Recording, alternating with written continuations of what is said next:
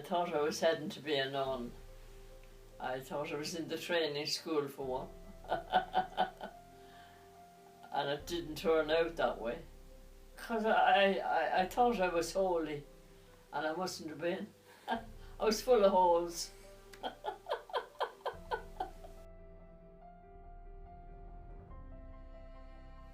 Because Martin Carr came along, my husband. He died and I had to go to work and that was it.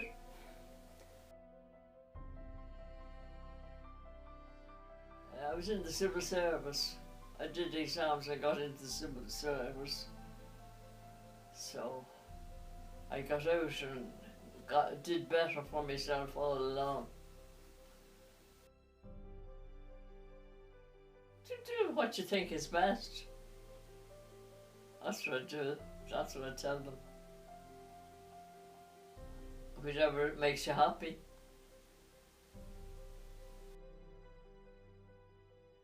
It was when I was going into secondary school.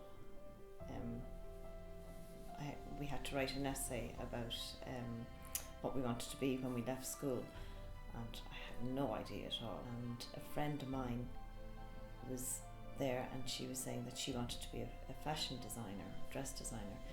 And I said, oh, that sounds good. What does that entail and everything? So she told me a little bit about that because she had a friend that she knew that was doing it, and it sounded very interesting and something that I thought I'd like. Ever since then I always wanted to do fashion then, or work with fashion in some way. I went to the Grafton Academy and was there for a couple of years and did fashion shows and everything like that there, and I loved it now. We started off with, again, learning to sew and doing all different types of stitches and seams and everything like that, and then you had to do pattern cutting and like making your own pattern and design your clothes and then make the clothes.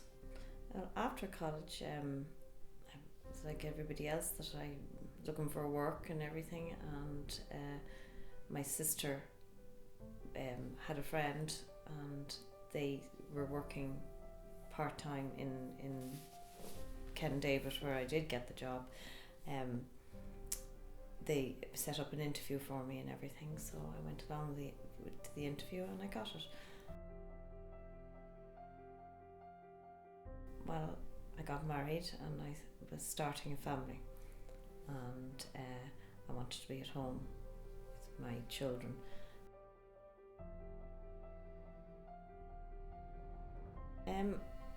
Didn't miss working in fashion. I always kept up to date. I always loved going around the shops and seeing what was in fashion and everything like that, and looking at fashion programs.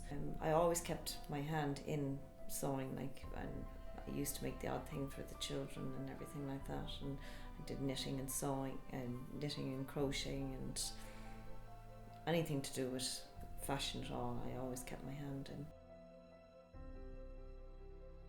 From the time I was about 10, I realised I wanted to be a photographer. What made me decide on that, I don't know. It was obviously somewhere in my blood. But there are no other photographers in the family that I know of, but it obviously was there. My father was going to England and he said, I'll bring you back some sort of a present. He said, what would you like? And I said, a camera. And that camera is actually still in there in that press, but when I got the camera, I've been hooked on photography ever since. I had various jobs in the meantime before I got to where I wanted to be. I went in as an apprentice electrician and I served 3 years of a 5-year apprenticeship at that. I got a job in a record company called Polydor and I worked there for 2 years, and then I went into the army for 3 years and ended up in the military police in the army, and then I came out of the army and finished serving my time as an electrician. And just after I'd finished serving my time as an electrician, I said, this is not for me, I'm going to be a photographer, and I sat down and I studied photography and I've been doing it ever since.